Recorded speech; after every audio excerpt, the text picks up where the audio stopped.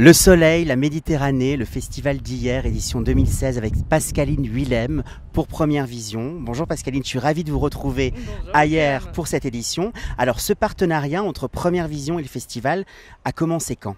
Alors il a commencé il y a 5 ans maintenant et on a la chance d'être partenaire avec le festival pour soutenir cette jeune création qui devrait avoir le vent dans les voiles. Sensation, émotion, révélation justement. Didier, qu'avez-vous pensé de cette édition 2016 du festival d'hier?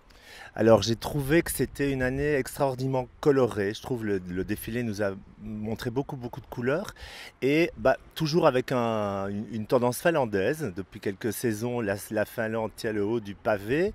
J'ai trouvé pas mal de propositions matière. En fait, ça c'était pour moi peut-être la différence avec les années précédentes, c'est que dans toutes les collections, il y a un vrai travail qui soit technologique, qui soit artisanal ou qui soit un peu sur la durabilité au niveau des matières. Et ça c'est pas mal parce que souvent la mode oublie de faire progresser les matières. On voit qu'on peut revenir à une certaine épure, à des vêtements très essentiels, très minimalistes, ou partir dans des délires complètement extrêmement colorés avec des réinterprétations de volumes qui sont pratiquement de la science fashion, comme on pourrait dire. On a le vent dans les cheveux et le vent dans les voiles, cette belle énergie. D'ailleurs, le festival découvre des nouveaux talents et c'est vrai que Première Vision a toujours cet aspect du savoir-faire et de l'innovation dans les textiles.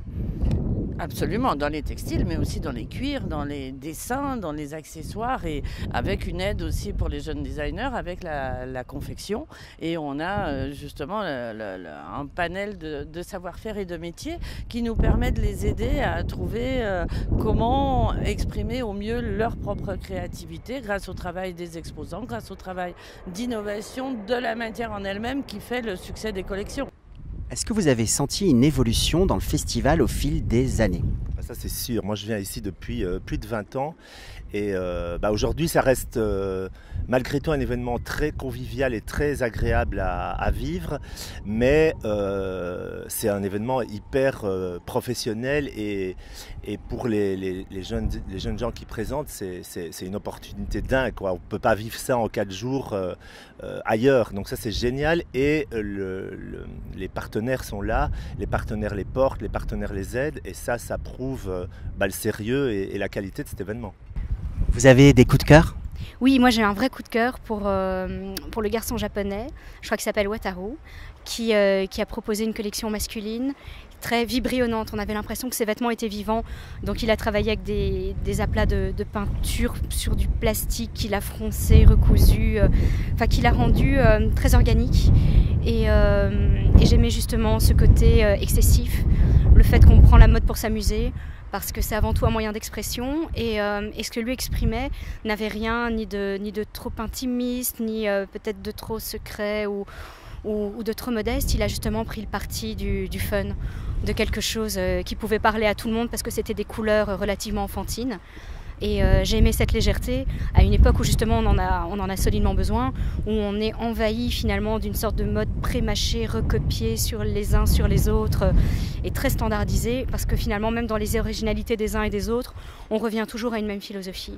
Et donc quand il y en a comme ça qui sont des trublions et qui donnent un grand coup de pied dans toute cette fourmilière relativement uniforme, on a de toute façon intérêt à s'en inspirer. Après, on l'adopte pas, mais il faut les écouter et les observer parce que finalement, de ce qu'on intègre de leur message, on peut gagner soi-même en légèreté.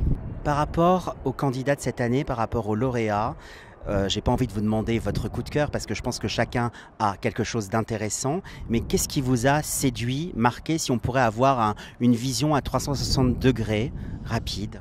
360 degrés, je ne sais pas, William, mais en tout cas, ce qui m'a frappé, c'est à la fois cette notion de multitude d'expressions créatives, peut-être une ambition plus importante que d'autres éditions par rapport à la création, par rapport à la légèreté aussi. On a des ouvertures de réponses, en tout cas par rapport à un monde qui ouvre sur de l'extravagance, sur de l'esthétique, sur de la beauté, sur de la légèreté, d'une manière beaucoup plus sensible peut-être et plus franche. Une question plus générale par rapport à l'évolution de la mode et des modes.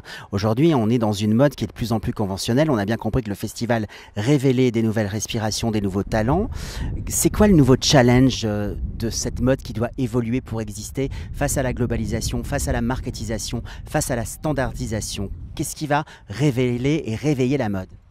Je crois que c'est un peu ce qui a toujours animé la mode, c'est la radicalité. Je pense qu'aujourd'hui, et c'est peut-être ce qui manque de toute façon un tout petit peu aussi, je trouve, chez ces jeunes, en tout cas chez certains, c'est pas toujours une proposition singulière, et par singulière, je veux dire une réflexion un peu à contre-courant des tendances, mais aussi d'apposer une nouvelle vision de la mode. C'est vrai que dans la mode, il y a quand même une histoire de la mode qui nous montre que les créateurs ont quand même fait avancer le schmilblick. On pense à Courrèges, on pense à Martin Margiela, enfin des tas de gens comme ça.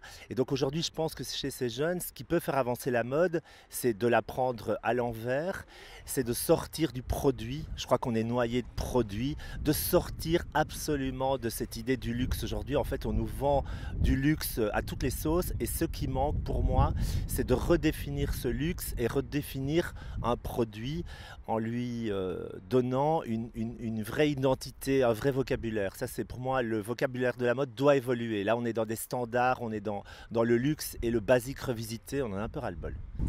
Est-ce que la liberté et l'amusement est plus présent ailleurs que pendant les Fashion Week internationales? Est-ce qu'on s'amuse plus ailleurs? Est-ce que la liberté est plus présente ici? La liberté est plus palpable, tout simplement parce qu'elle est plus authentique. Une Fashion Week, c'est avant tout un événement commercial où on présente des choses qu'on a intérêt à vendre, à faire connaître, à rendre désirables. Ici, c'est plus un laboratoire, c'est un terrain d'expérimentation où des designers montrent leur vision, leur univers, leurs talents, ils montrent leurs intentions, ils montrent leurs attentions aussi à ce que sera la mode du futur. Et donc évidemment, étant donné qu'ils sont à ce stade relativement peu liés par les nécessités de l'industrie et par un souci commercial, ils sont de fait beaucoup plus libres. Un Polaroid de l'époque à un moment donné.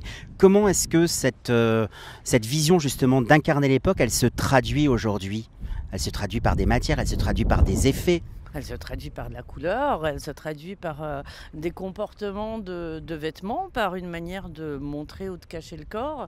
Et c'est vrai que dans ce panel d'aujourd'hui, ici au Festival de hier, on a, je crois, beaucoup de chance de pouvoir avoir des réponses visuelles et esthétiques et matières extrêmement riches.